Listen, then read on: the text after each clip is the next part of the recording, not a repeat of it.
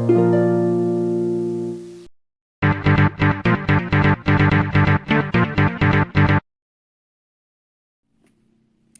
siang, saya Dewi Rosmalasari dari Universitas Esa Unggul Kampus Harapan Indah Bekasi dengan NIM 202104011258.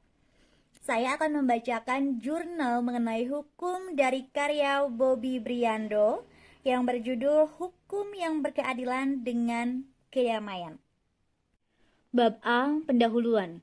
Berbicara masalah hukum tentu tidak akan pernah terlepas dari kata adil atau keadilan. Hal tersebut sudah menjadi suatu keniscayaan bahwa hukum itu harus mengandung dan menjamin keadilan. Menurut Yusuf A.W. dalam tulisannya yang berjudul Hukum dan Keadilan, hukum tidak bisa dilepaskan dari tujuan akhir hidup bernegara dan bermasyarakat itu sendiri, yakni keadilan. Melalui dengan hukumlah individu atau masyarakat dapat menjamin kemasyarakatan yang bermasyarakat secara berkeadilan. Lebih lanjut, Yusuf menyatakan bahwa hukum yang berkeadilan adalah hukum yang teratur dan tanpa menindas martabat kemanusiaan setiap warga masyarakat. Atau dengan kata lain adalah hukum yang senantiasa mengabdi kepada kepentingan keadilan, ketertiban, keteraturan, dan kedamaian guna menunjang terwujudnya masyarakat sejahtera lahir dan batin. Apa yang telah diutarakan oleh Yusuf tersebut menjadi menarik. Hal ini dikarenakan karena perspektif hukum berkeadilan ternyata tidak hanya sebatas terwujudnya kesejahteraan secara lahiriah namun juga batiniah. Yang menjadi pertanyaan kemudian adalah keadilan seperti apa yang akan menunjang terwujudnya masyarakat sejahtera lahir dan batin? Untuk menjawab pertanyaan tersebut, tentu saja hal pertama yang harus dipahami adalah makna dari keadilan itu sendiri. Chen Ha memiliki asumsi bahwa mengartikan keadilan merupakan suatu hal yang tidak mudah. Keadilan diartikan begitu beragam karena sifatnya merupakan suatu yang sangat abstrak, syarat dengan berbagai arti dan tidak mudah untuk dicerna. Keadilan sendiri telah banyak diterjemahkan oleh pemikir-pemikir klasik yang berasal dari pemikiran para filosof Yunani hingga pemikir Eropa abad pertengahan sampai abad 20-an. Aristoteles dalam Bertens menyatakan bahwa keadilan dapat diartikan dengan memberikan kepada seseorang apa yang menjadi haknya atau sesuatu yang menjadi miliknya. Sedangkan Ulpianus menyatakan bahwa keadilan adalah kemauan yang bersifat terus-menerus untuk memberikan kepada setiap orang apa yang semestinya dimiliki. Pemikiran mengenai keadilan oleh pemikir klasik memang lebih menitik beratkan pada moralitas atau etis. Hal ini dikarenakan bahwa filosof klasik masih beranggapan bahwa keadilan adalah bagian dari moralitas atau etika.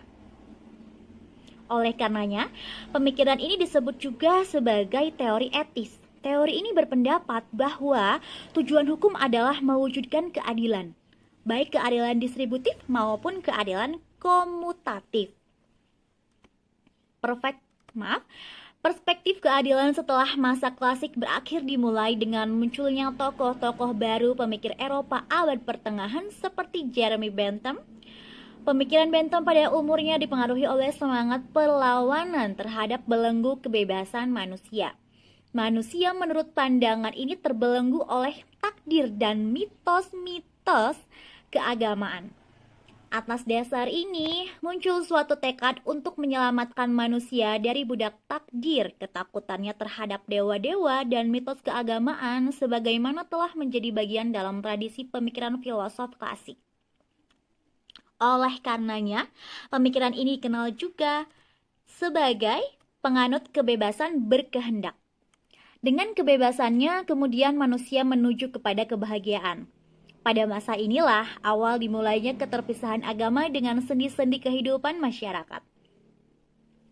Kebahagiaan dan kebebasan individu mulai mendapat perhatian yang lebih sehingga memunculkan suatu paham baru yang dikenal kemudian dengan utilitarianisme.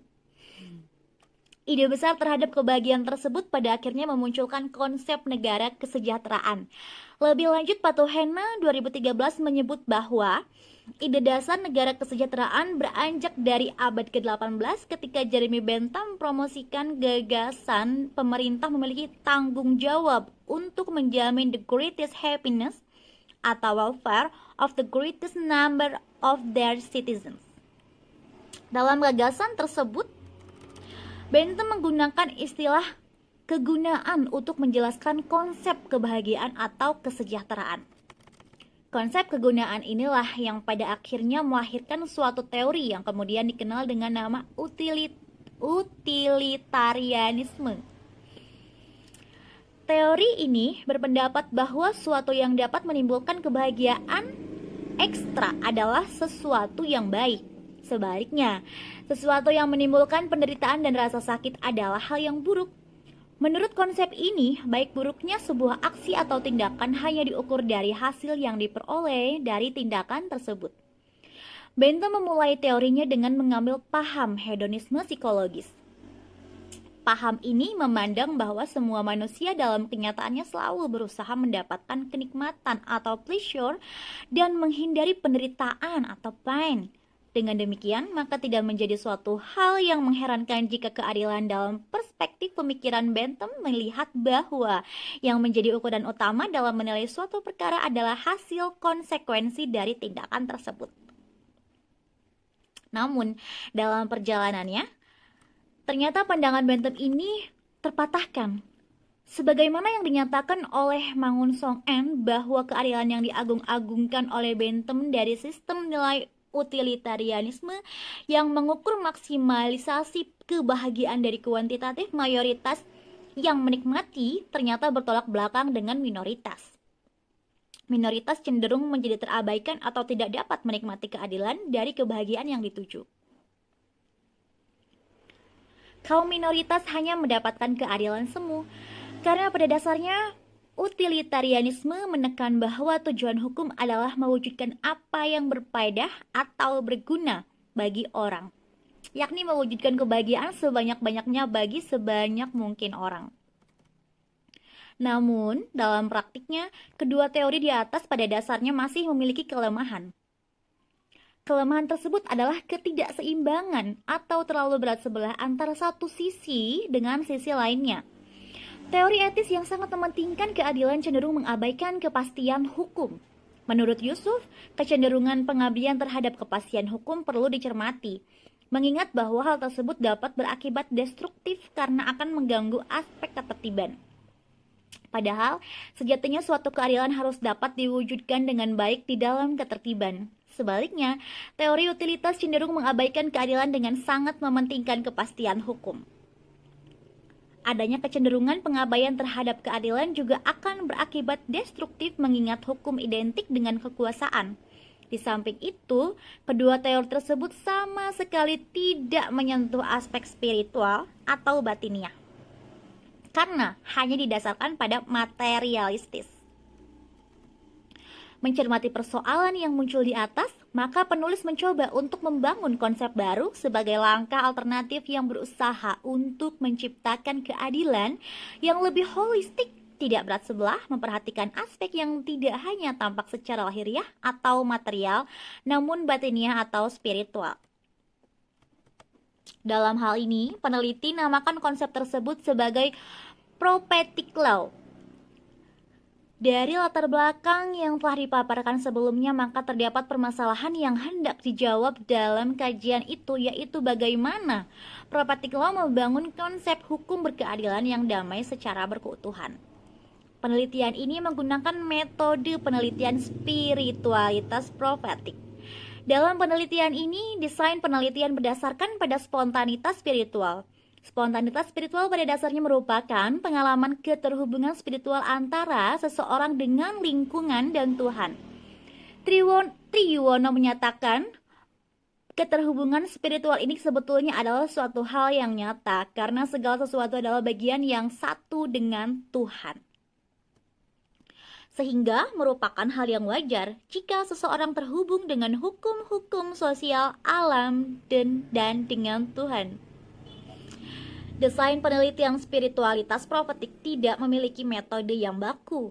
Metode yang digunakan sepenuhnya mengikuti gerak spirit dalam diri penulis. Komunikasi dengan Tuhan melalui zikir, doa, tafakur, dan ikhtiar merupakan bagian yang sangat penting untuk mendapatkan inspirasi. Dalam penelitian ini, penelitian memiliki peran utama dalam menganalisis data. Penulis harus senantiasa melakukan zikir, berdoa kepada Tuhan yang Maha Kuasa, bertafakur secara istiqomah dalam memahami suatu perkara, serta berikhtiar dalam memperoleh ilmu yang akan penulis jadikan inspirasi sehingga dalam diri penulis muncul sebuah alat untuk menganalisis data. Alat yang muncul bisa saja berupa hadirnya sebuah logika spiritual atau logika teoritis. Logika spiritual adalah logika yang muncul secara spiritual yang ada begitu saja secara spontan. Sedangkan logika teoritis adalah logika yang diperoleh mengarahkan diri peneliti untuk menggunakan logika-logika teoritis yang telah ada sebelumnya.